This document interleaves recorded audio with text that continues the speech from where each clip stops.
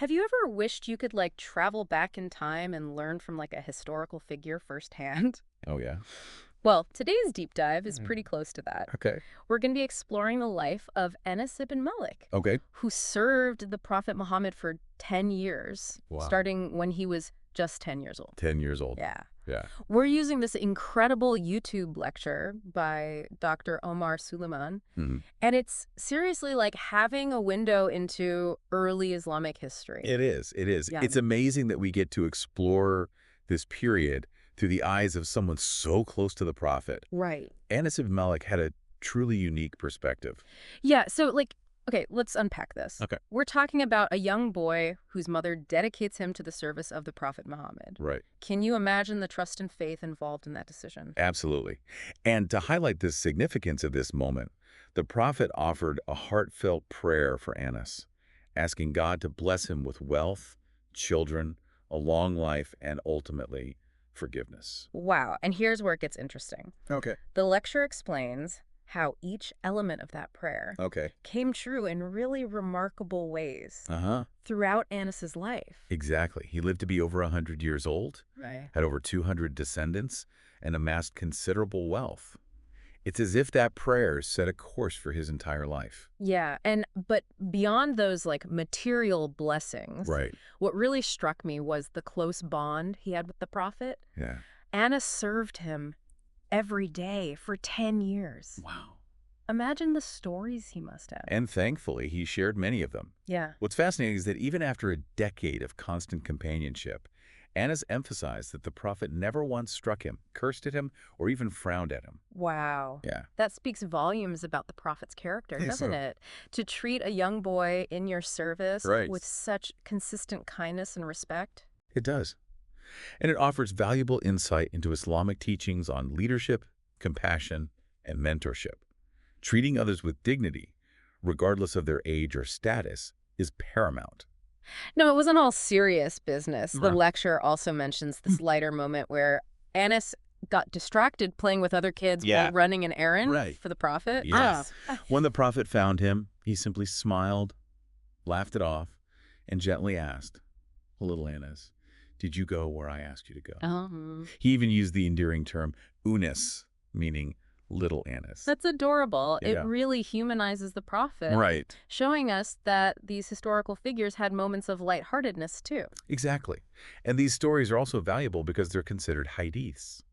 You see, a hadith is a narration of the Prophet's sayings, actions, or approvals, and they hold significant weight in Islamic scholarship. So having someone like Anas who Right. witnessed these events firsthand Right. narrate them adds another layer of authenticity and importance. Precisely. Yeah. And because of Anas's privileged position, we get these incredible glimpses into everyday life with the Prophet. He wasn't just observing religious rituals, he was seeing how the Prophet interacted with his family, children, orphans, and even a Jewish neighbor. And those everyday interactions Right. reveal a lot about Islamic teachings, right? Absolutely. Yeah. For example, the way the Prophet treated those around him with kindness, compassion, and gentleness offers valuable insights into Islamic principles of social conduct, charity, and respect for all. It's amazing how these seemingly small details can Mhm. offer such profound lessons. Yeah. It really makes you consider how your own actions reflect your values. Indeed.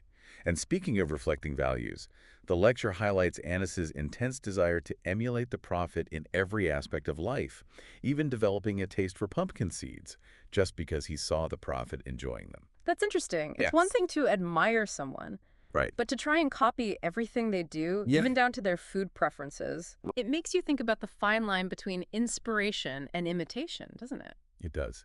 And this is a topic that's still discussed within Islam today. Hmm.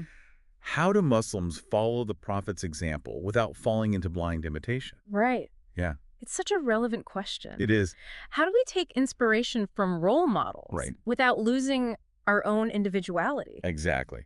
And this leads to another important Islamic concept, barakah. Okay, what exactly is baraka? Okay, Yeah. I've heard the term, but I'm Yeah. not sure I fully understand it. Barakah is a multifaceted concept, but in essence, it refers to blessings, abundance, and a sense of spiritual flourishing. You see, it's not just about material wealth. It encompasses blessings in knowledge, in family, and even in lifespan. So when the lecture talks about Annas Right. having a blessed life, Uh-huh. it's referring to Baraka. Yes. And we can see it manifest throughout Annas' life. He witnessed miracles, received knowledge directly from the prophet, lived a long and prosperous life. All of these can be seen as manifestations of Baraka. Right. That makes a lot of sense. Okay. Now, speaking of witnessing miracles, Right. the lecture mentions that Annas Yeah. experienced some pretty incredible events firsthand. Oh, absolutely. For instance, he was there when the prophet prayed for rain, and a sudden downpour flooded Medina. The following week, when people complained about the excess water, the prophet prayed again, and the clouds parted, allowing the sun to dry everything up. Wow. Yeah. That's powerful. Yeah, It's like getting a glimpse into the Mhm. power of prayer and faith. it is. But beyond these grand displays, there were also quieter moments where the prophet nurtured the spiritual development of those around him. Like what? Well, for example, the prophet taught Annas a special phrase to include in his prayers. Yadal Jalali wal Ikram, which means, O possessor of majesty and nobility.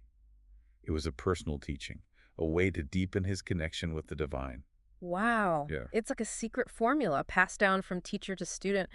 It really highlights the prophet's dedication It to does. guiding those close to him. Exactly. Yeah. And it reminds us that even amidst the busyness of life, Mm. taking time for personal spiritual growth is essential. So true. Yeah. And now, while all this was happening, Right, there were also significant events unfolding in the broader Islamic community. right. The lecture touches on the challenges and conflicts that Uh-huh. arose after the prophet arrived in Medina. Yes. This period was marked by both triumphs and tribulations. We see the nascent Muslim community facing external threats, internal disagreements, and the complexities of establishing a new social order. And Annas was right in the thick of it.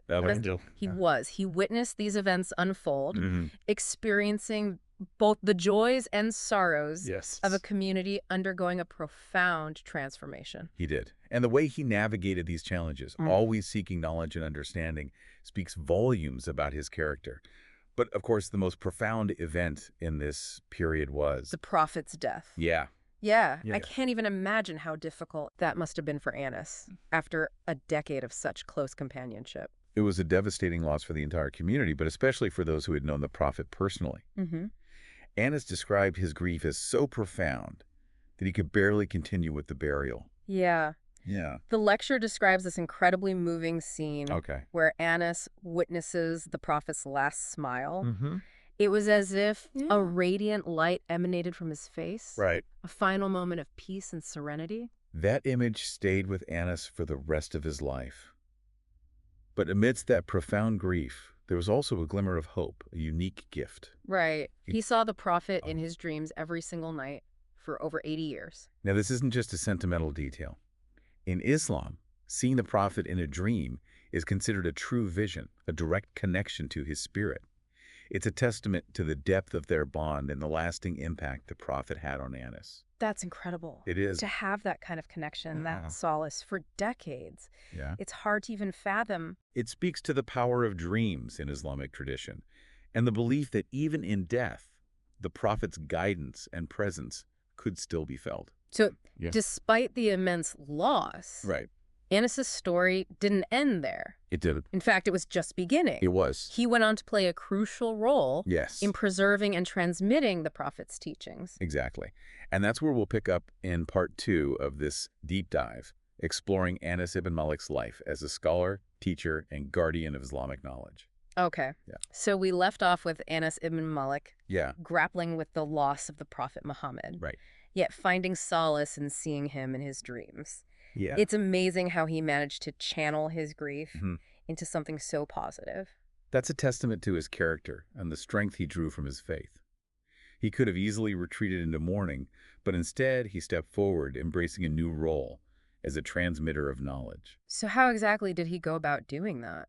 Well, he became one of the most prolific narrators of hadiths. Remember, those are the sayings, actions, and approvals of the prophet. Right. Anas narrated over 2,000 of them, Wow. making him a key figure in preserving the prophet's legacy. That's incredible. Yeah. Imagine the responsibility of carrying that knowledge forward, Right. being a bridge between generations. Exactly. He wasn't just a storyteller. He was a guardian of history, ensuring that the prophet's teachings wouldn't be lost to time. He dedicated his life to sharing these firsthand accounts, shaping the understanding of Islam for future generations. Right. It makes you realize how important individual stories are in shaping our understanding of history and faith. Absolutely. And remember, he wasn't just passively transmitting information. He was actively teaching, guiding, and mentoring others. And that wasn't always easy, right? I mean, the lecturer mentioned that he faced some serious challenges and even witnessed some pretty terrible events during his lifetime. Yes. Sadly, the period following the prophet's death was marked by internal strife and political turmoil. There were power struggles, assassinations, and even massacres. It's hard to imagine the darkness that must have descended after such a period of spiritual light. How did Anas navigate those turbulent times? He did so with resilience and a deep commitment to the prophet's teachings. We see him remaining steadfast in his faith, advocating for peace and justice, even as the world around him seemed to be falling apart. I remember the lecturer mentioned the story about a Bedouin Right. who once accosted the prophet, demanding charity. He even grabbed the prophet's cloak so forcefully that it left marks on his neck. Yes, that story is a powerful example of the prophet's patience and generosity. Instead of reacting with anger, he simply smiled, laughed it off, and then sent Anas to give the man some charity. Wow. It's incredible how he chose compassion over retaliation, even when facing aggression. Right. This has been a powerful lesson for Anas to witness. Absolutely. And this brings us to a key aspect of Anas's story, his unwavering commitment to peace, even in the face of injustice. Right. Yeah. You're referring to the incident with the tyrannical governor, Yes. Hajjaj bin Yusuf, right? Exactly. Hajjaj was notorious for his cruelty and his iron-fisted rule. During one public gathering, he intentionally humiliated Anas, attempting to undermine his authority and influence. Wow, that must have been incredibly difficult for Anas to endure, especially given his status as a companion of the prophet. It was. How did he react? He responded with remarkable restraint, choosing not to retaliate in a way that could have escalated the situation and led to violence. He understood that responding with anger wouldn't serve a greater purpose. It's a testament to his character. It is. And a powerful example of putting principles above personal feeling. It really is. And what's remarkable is that even Hajjaj, this ruthless governor, eventually faced consequences for his actions. The caliph, Malik, reprimanded him for mistreating a companion of the prophet, recognizing that even those in authority should be held accountable for their behavior. That's interesting. So even in those chaotic times, there was still a sense of justice and respect. There was. For the prophet's legacy. Yes. And that respect extended to Anas, who was seen as a living embodiment of that legacy. It's a reminder that power isn't absolute, and that standing up for what's right, even when it's difficult, can have a ripple effect. Precisely. Now, throughout all of this, Anas never stopped learning, growing, and seeking knowledge. It's as if he embodied the Islamic principle that seeking knowledge is a lifelong pursuit. The lecturer mentioned that he continued to teach and share his wisdom, even in his old age, becoming a source of inspiration for generations to come. And remember that prayer the prophet made for him when he was just a boy? The one about wealth, offspring, long life, and forgiveness. Yes.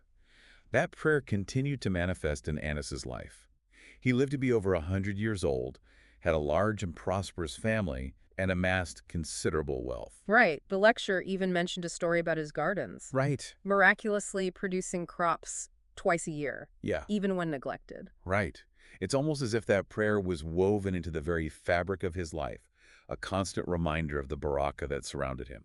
So even in his later years, amidst all the trials and tribulations, he was still experiencing the fruits of that initial blessing. Exactly. And even in his final moments, his connection to the prophet remained strong. His last wish was to be buried with some of the prophet's belongings, a walking stick, some hair, and a piece of cloth. That's such a poignant detail. It is. It speaks to the depth of their bond and the enduring impact the prophet had on his life. It's as if he wanted to remain connected to him even in death. It really is a beautiful image. But remember, his legacy extends far beyond his own lifespan. The thousands of hadiths he narrated continue to be studied and cherished by Muslims around the world. And think about his descendants. Many of them became scholars and teachers themselves, carrying on that tradition of learning and sharing knowledge. It's like the ripples of that initial prayer kept expanding outward, influencing generations to come. It's a powerful reminder that our actions, our choices, and the knowledge we share can have a lasting impact, reaching far beyond our own lifetimes. Absolutely. And as we delve deeper into Anas ibn Malik's story, there's one crucial aspect we haven't explored yet: the role of women. Ah, yes. Right? The lecture touched on the significant influence of women in Anas's life, starting with his own mother. Exactly. Her decision to dedicate him to the service of the Prophet was a turning point, setting him on a path that shaped his entire destiny. Right. Let's shift our focus now Okay. and explore the impact these remarkable women had on Anas ibn Malik's extraordinary journey. So we've been focusing a lot on Anas ibn Malik's incredible bond with the Prophet Muhammad. Right. But it's important to remember that his journey began with his mother's pivotal decision. Right. Can you imagine having the faith and foresight to dedicate your child to the service of such a monumental figure? It speaks volumes about her trust in the Prophet and her vision for her son's future. She clearly recognized the transformative potential of being in the Prophet's presence. Yeah, it's like she intuitively understood that this experience would shape Anas into the remarkable man he became. Exactly. And the lecture highlights that she wasn't the only woman who played a significant role in his life. Right. We also learn about Sulaim, the Prophet's maternal aunt. Sulaim was a truly remarkable woman. Not only was she a close relative of the Prophet, but she also played a vital role in the early Muslim community. And Anas practically grew up in her household. Right. Which was right next door to the Prophet's home in Medina. Exactly. This gave him unique insight into the Prophet's personal life. Exactly. He was the only one who described how the Prophet interacted with the children in those homes. He would greet them first, sit with them, play with them, even joke with them. It paints such a heartwarming picture of his character. It really shows us that beyond his role as a religious leader, the Prophet was also a warm and loving individual who cherished those close to him. And those personal interactions wouldn't have been possible without women like Sulaim, who created these welcoming and nurturing environments. They fostered a sense of community and provided a space where these special bonds could flourish. It makes you think about all the incredible women throughout history whose contributions might have been overlooked, but whose impact was profound nonetheless. It was. They were the backbone of families and communities, shaping the course of events in subtle yet powerful ways. Absolutely. Their stories deserve to be told and celebrated. And then there's Fatima, the Prophet's daughter. She was a woman of immense strength and piety. Anas witnessed her raw grief firsthand after the Prophet's death. The lecture mentions her questioning how anyone could bear to bury him. It's such a visceral and heartbreaking reaction. It is. A testament to the deep love she had for her father. It's a reminder that even those closest to the Prophet experienced the pain of loss in very human ways. They grappled with complex emotions just like anyone else. And yet, amidst their grief, they persevered, finding strength in their faith and carrying on the Prophet's mission. Exactly. And Anas ibn Malik is a prime example of that resilience. He channeled his sorrow into service, dedicating himself to sharing the Prophet's teachings and navigating a world that had been irrevocably changed. He truly embodied the principles he learned from the Prophet, choosing peace over retaliation, knowledge over ignorance, and service over self-interest. And his story offers us a timeless message of hope and inspiration. Even in the face of adversity, even when surrounded by chaos and uncertainty, we can choose to live a life of purpose, integrity, and unwavering faith. It's a reminder that the legacy we leave behind is not just about our achievements, but about the values we embody and the impact we have on those around us. And as we conclude our deep dive into the life of Anas ibn Malik, I'm struck by the profound impact one individual can have on the world. His dedication to serving the Prophet, transmitting knowledge, and upholding justice continues to inspire generations of Muslims. It's been like an incredibly insightful journey. Yeah, it has. As I reflect on everything we've learned, I keep coming back to that question you posed earlier. If we could ask Anas ibn Malik one question, what would it be? It's a question that invites us to consider what truly matters.